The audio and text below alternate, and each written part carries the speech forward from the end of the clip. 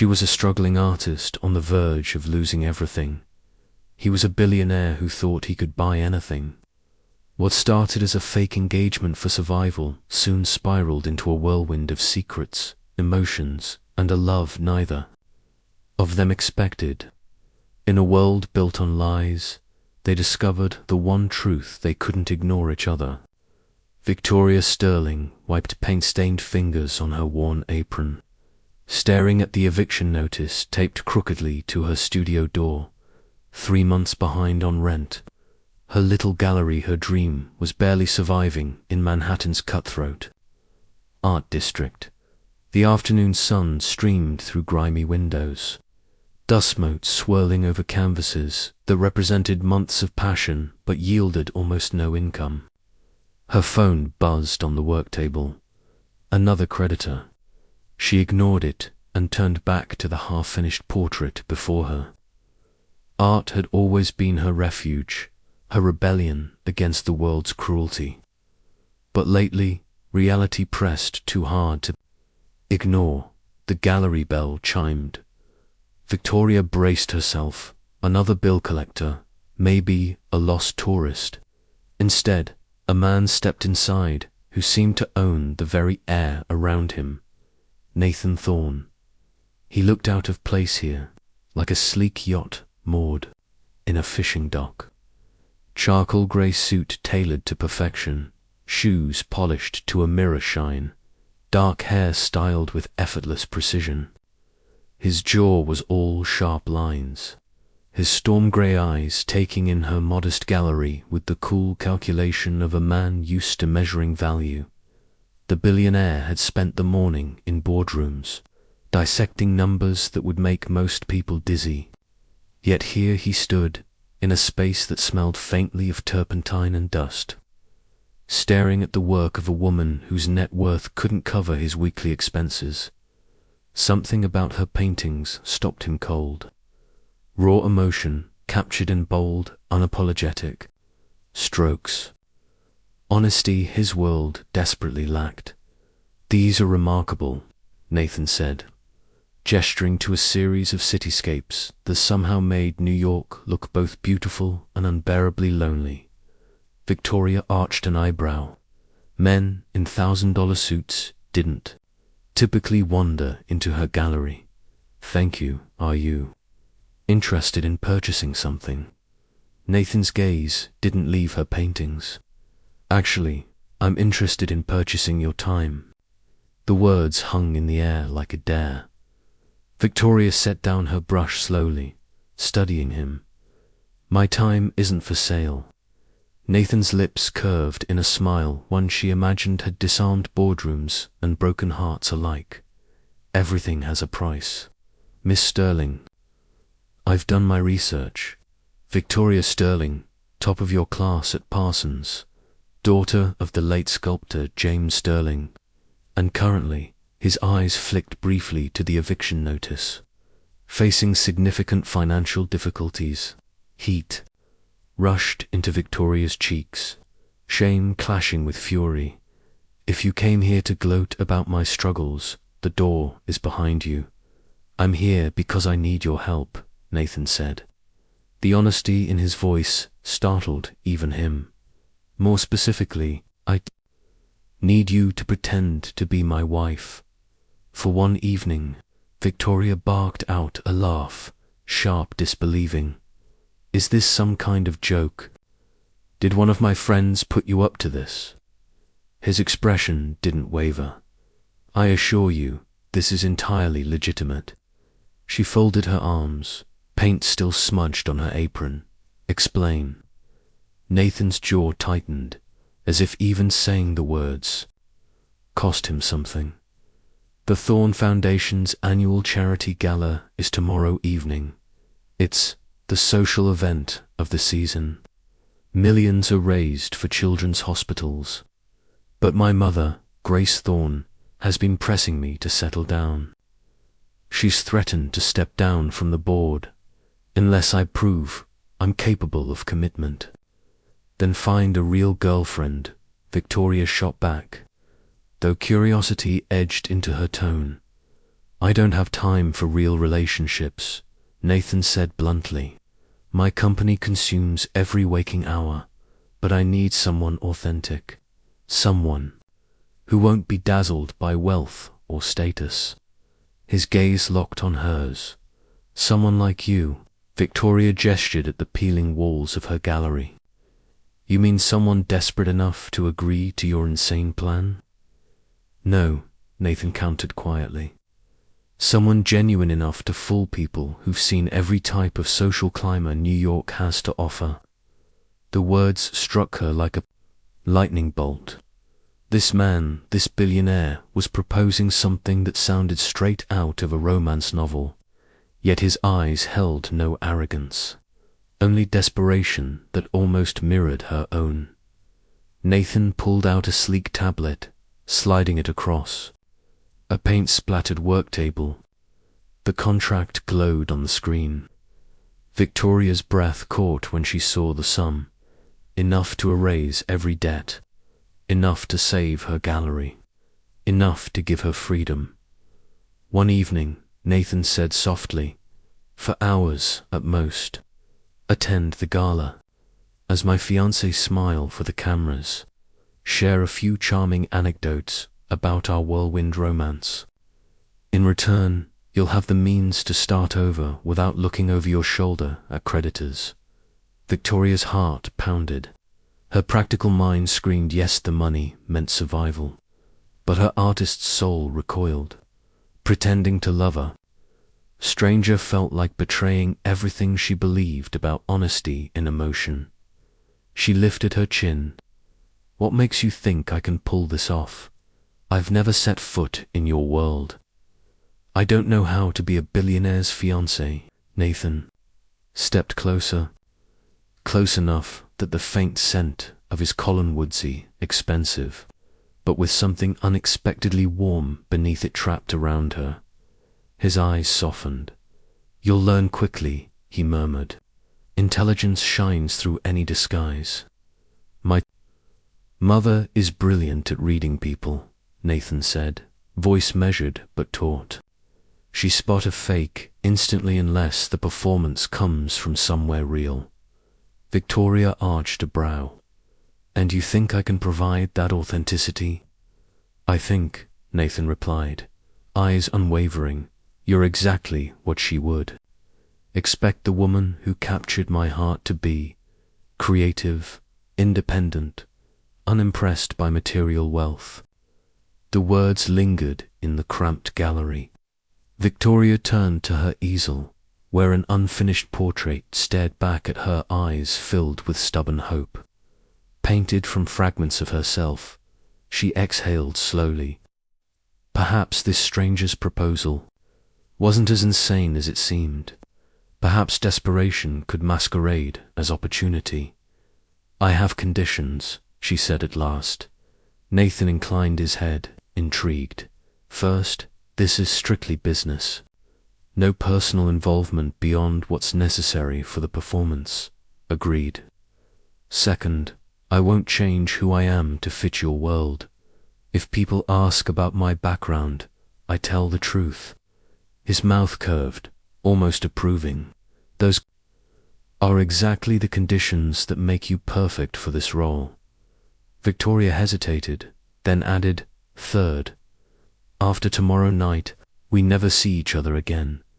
A clean break, no complications. Something flickered across Nathan's features, gone, too quickly to decipher. But she saw it, even if she couldn't name it. She extended her paint-stained hand. His smooth, steady palm enveloped hers. A deal struck. A gamble neither fully understood. Later that afternoon, preparations blurred together, phone calls, arrangements. Nathan's quiet efficiency pulling her into a world that didn't feel real. By evening, a styling team descended on Victoria's modest apartment, turning paint-smeared brushes and cluttered canvases into the backdrop for her transformation. In a matter of hours, the struggling artist became someone who could pass among New York's elite. At a cafe nearby, tell me about your family, Nathan said, fingers tapping lightly against the table as they crafted their fictional love story. "We'll need believable details." Victoria sipped her coffee, hesitant. "My father's a sculptor. My mother teaches kindergarten in Brooklyn. They've been married 32 years, still hold hands at dinner." Her voice softened. "They don't know about my financial troubles. I didn't want them to worry." Nathan studied her, quiet for a beat too long. "They raised someone remarkable." Victoria's gaze sharpened. "Don't. Remember our agreement. This isn't real." But the warning only half held, because as Victoria spoke about her art, her parents, her dreams that stretched beyond mere survival, Nathan felt something shift. He'd built an empire on calculated risks and flawless strategies.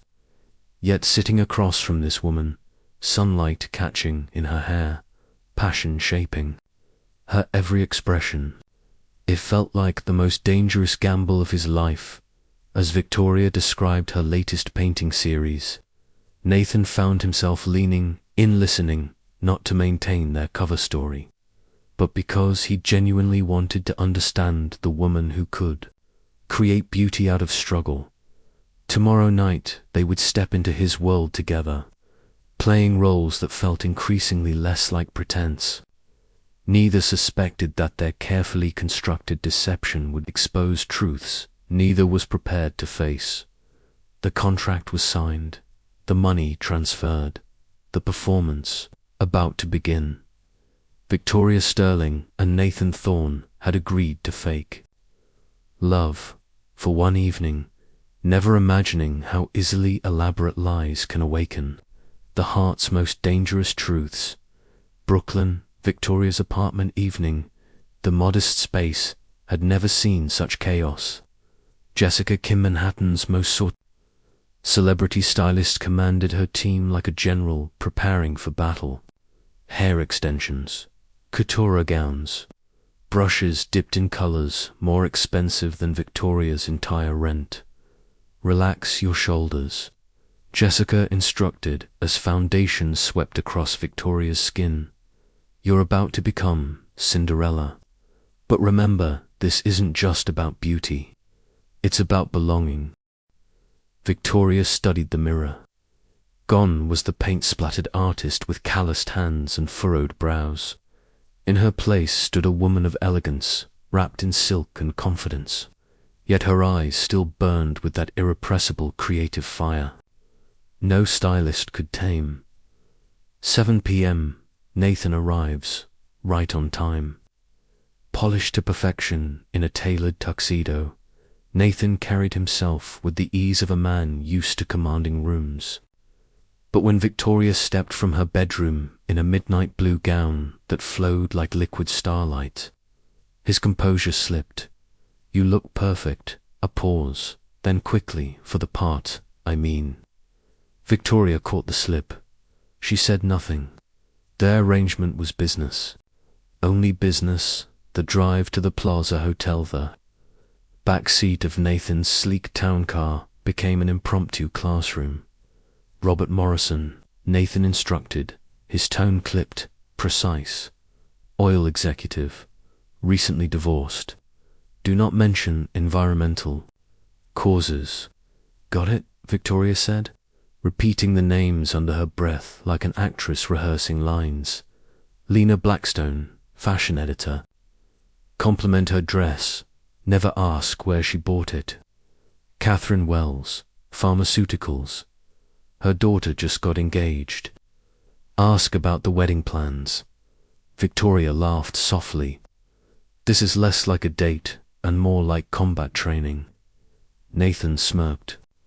In high society, survival depends on flawless performance. Outside, the city lights blurred past the tinted windows, Manhattan glowing like a stage waiting for its leading actors. And for the first time, Victoria wondered if she was stepping into a performance she might not be able to walk away from. Victoria's head spun with names, facts, and carefully rehearsed anecdotes. How do you remember all this? She asked. Nathan gave a faint smile. The same way you know which brush creates which texture. It's just a different kind of art. Before she could respond, the limousine rolled to a stop. Outside, camera flashes erupted like fireworks. The Plaza Hotel entrance, showtime, Nathan murmured. He stepped out, then offered his hand, steady and sure. When Victoria's fingers slid into his, warmth steadied her nerves. Smile like you're madly in love, he whispered at her ear. His breath brushed her skin, sending a shiver she hadn't rehearsed for. Victoria lifted her gaze to him, softening her eyes with fabricated devotion. For the cameras, she reminded herself even, as her heartbeat betrayed her, the grand ballroom, the lion's den. Crystal chandeliers glittered above a sea of silk gowns and diamond firepower that could rival small nations' treasuries. Laughter rang like music, every gesture measured, every smile strategic. Victoria's pulse quickened. She didn't belong here. But Nathan's steady presence at her side, hand at her back, posture radiating calm, kept her anchored. Enter Grace Thorne, a silver-haired woman, swept through the crowd like royalty, her smile sharper than crystal. Grace Thorne, Nathan's mother. Mother, Nathan said, voice carefully calibrated with pride and just the right note of nervous excitement. I'd like you to meet Victoria Sterling. Grace's gaze traveled slowly over Victoria, cataloguing every detail. Victoria, she said at last. Such an interesting choice. Nathan's jaw tightened. Grace turned her attention to Victoria. Tell me, dear, what do you do? I'm an artist, Victoria replied smoothly, grateful for Nathan's earlier coaching. I run a small gallery in Manhattan, specializing in contemporary urban landscapes. How refreshingly authentic, Grace said. But her tone carried the weight of a blade, subtle, dismissive. The rehearsed story, and how did you two meet? Nathan and Victoria exchanged a quick, practiced glance. The Metropolitan Museum, Victoria answered. I was sketching in the sculpture garden when Nathan approached me about my technique.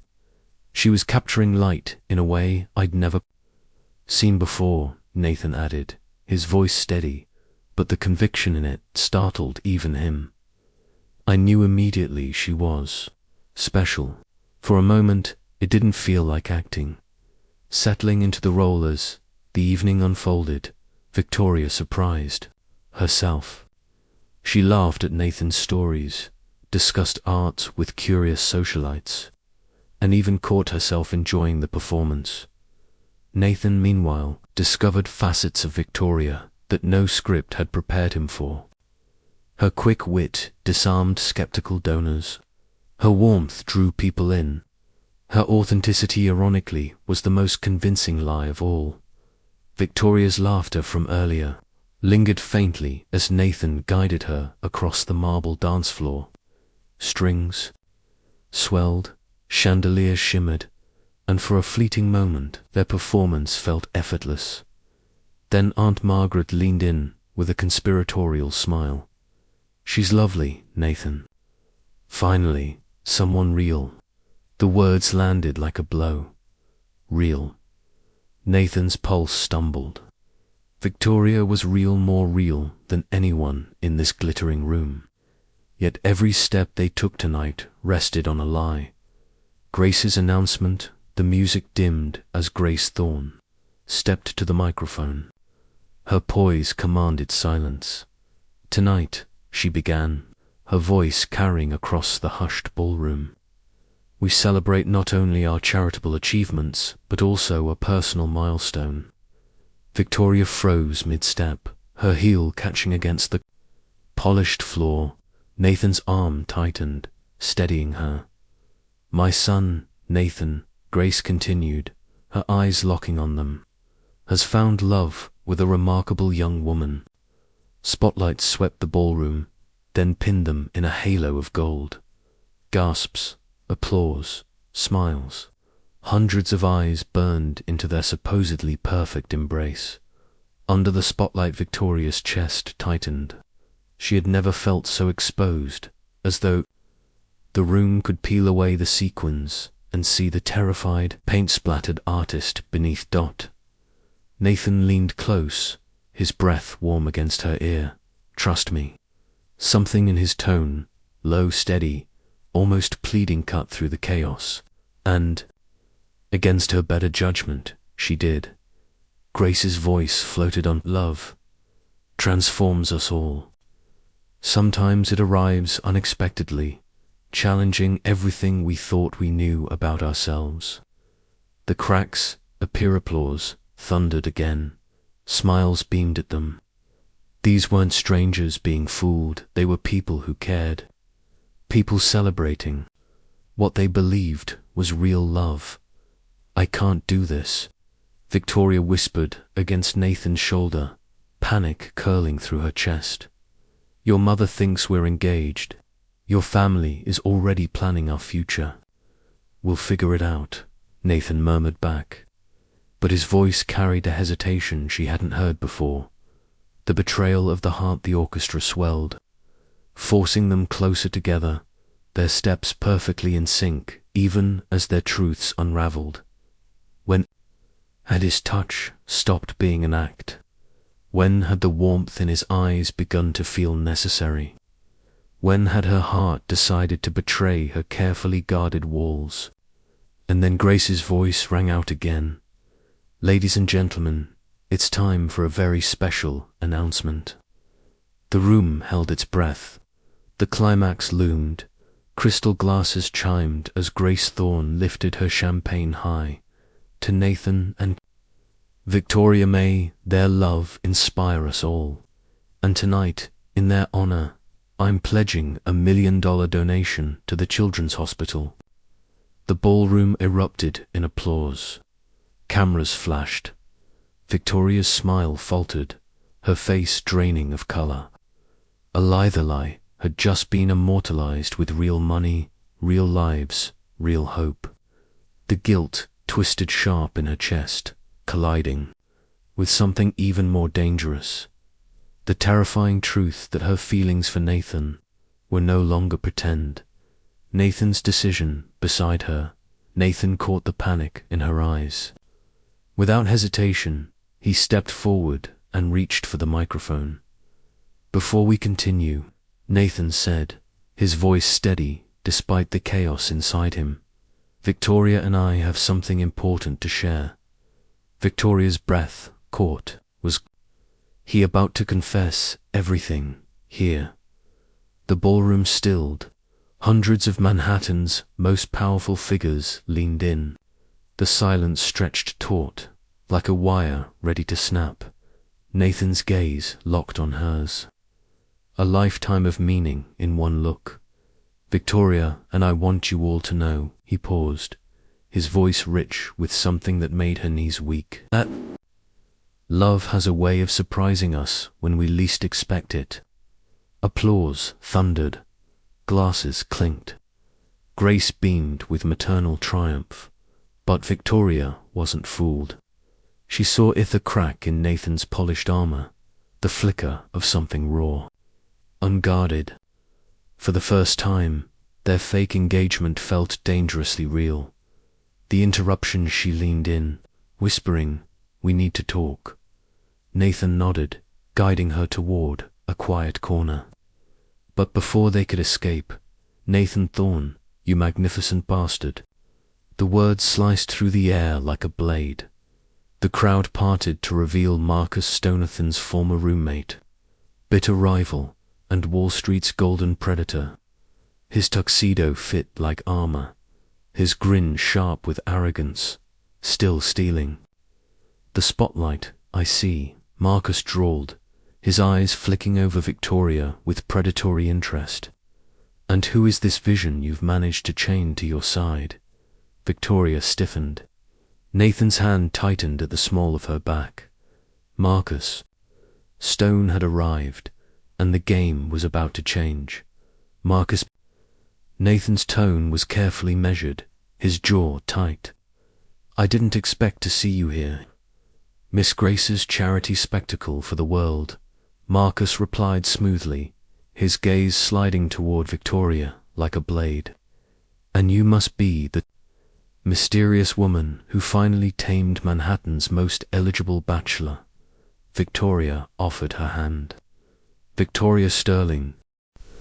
Marcus took it, but instead of a polite shake, he lifted her hand to his lips with deliberate slowness. Sterling, he repeated, savoring the name.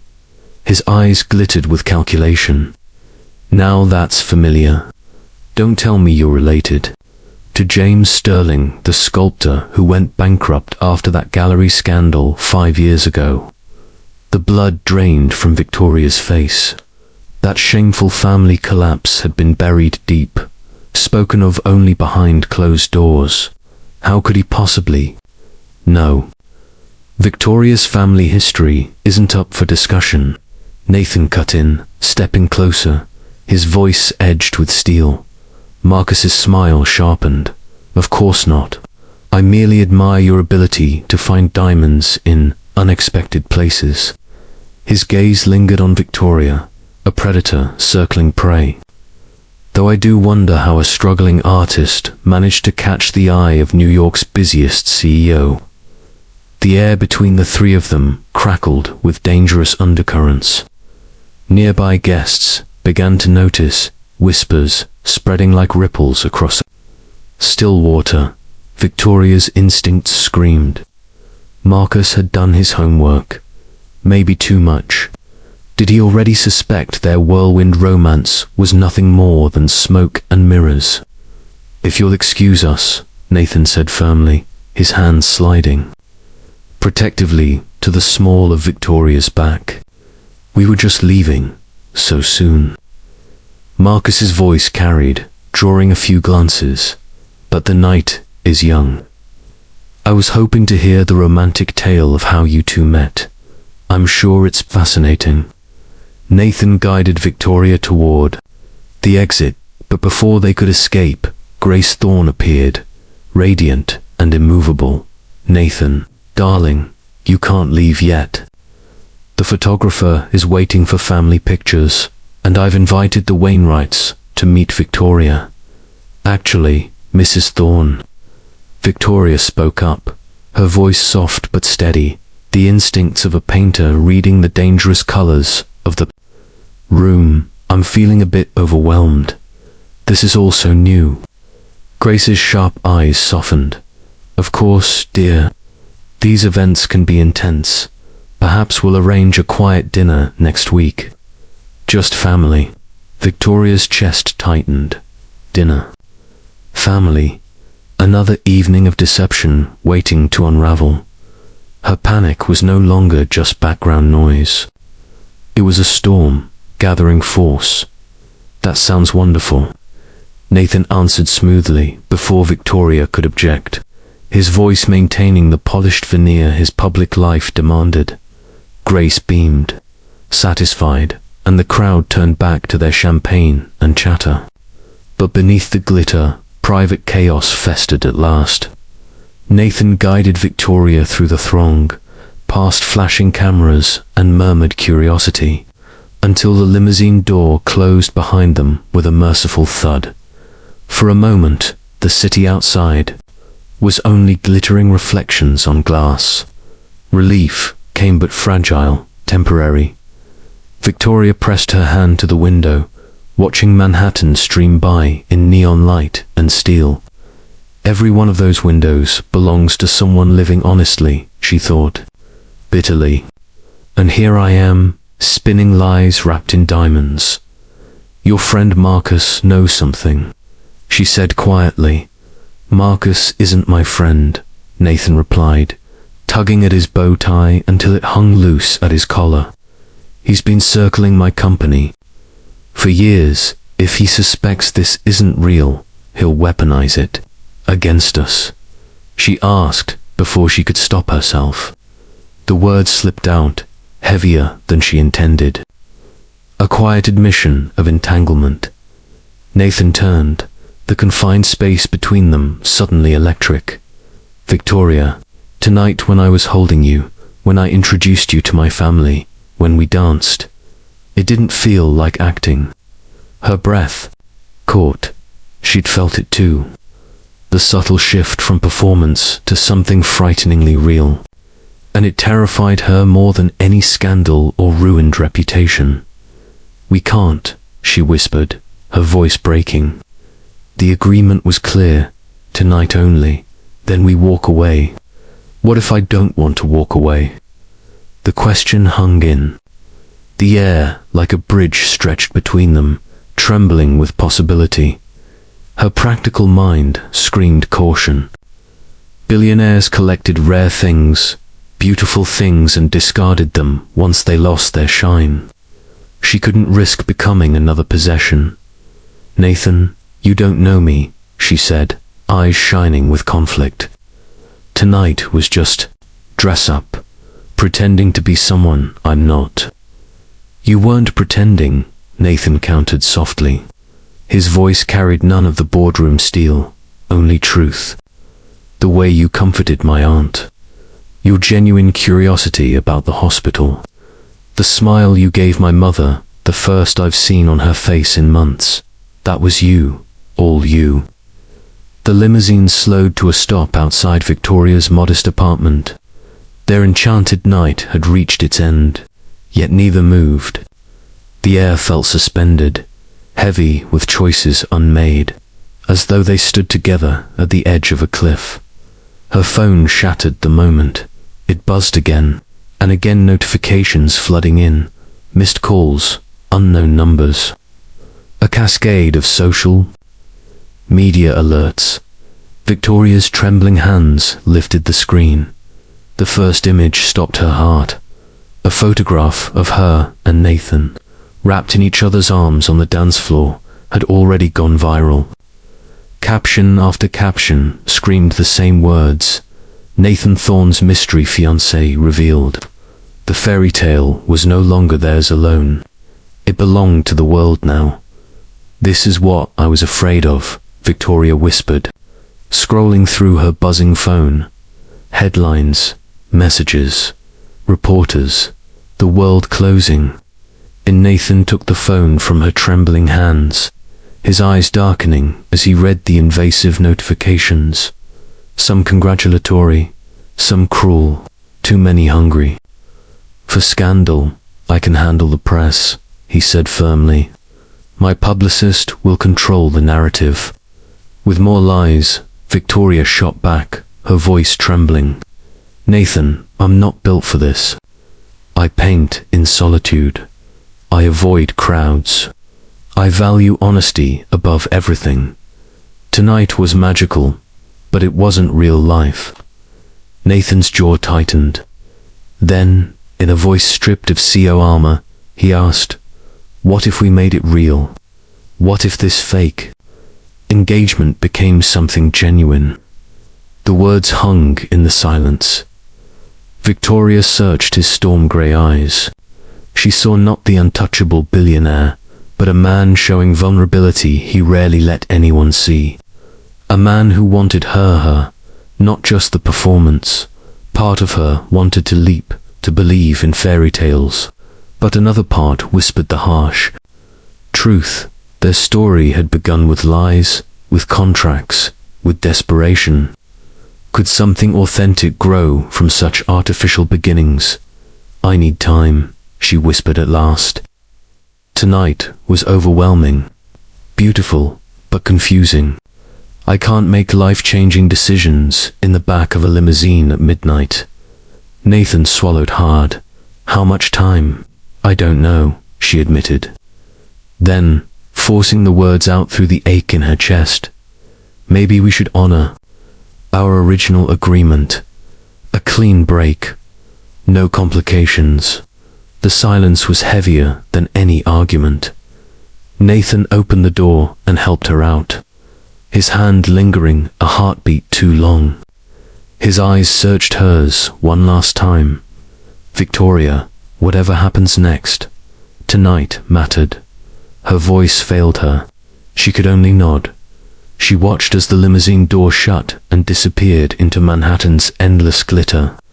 She stood, rooted to the sidewalk, Cinderella after midnight, with only memories of a perfect dance and a dangerous question echoing in her heart. What if love had been real? Scene 21. 3 months later, resolution sunlight spilled through tall gallery windows. Victoria stood before her easel, streaks of paint on her hands, a smudge across her cheek. The gallery was alive, again not failing, not silent. Her arrangement with Nathan had given her time, but her art had carried her the rest of the way. Visitors milled about, collectors lingered, her canvases finally selling.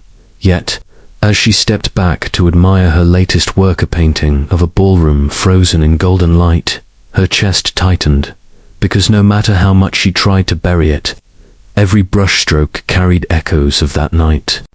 His hand at her back, his confession in the dark, his storm-grey eyes. The gallery doors opened. A tall figure stepped inside. Nathan, no cameras, no entourage, just him. For a heartbeat, Victoria forgot how to breathe. Their eyes met, and she knew. The choice she had feared for months had returned. This time, she wouldn't have the safety of pretending. This time, it was real. One condition, Victoria said finally. Nathan tensed, every muscle tight, braced for rejection. No more fake anything, she continued, her voice steady now. She stepped closer until they shared the same breath. If we do this, it has to be completely honest.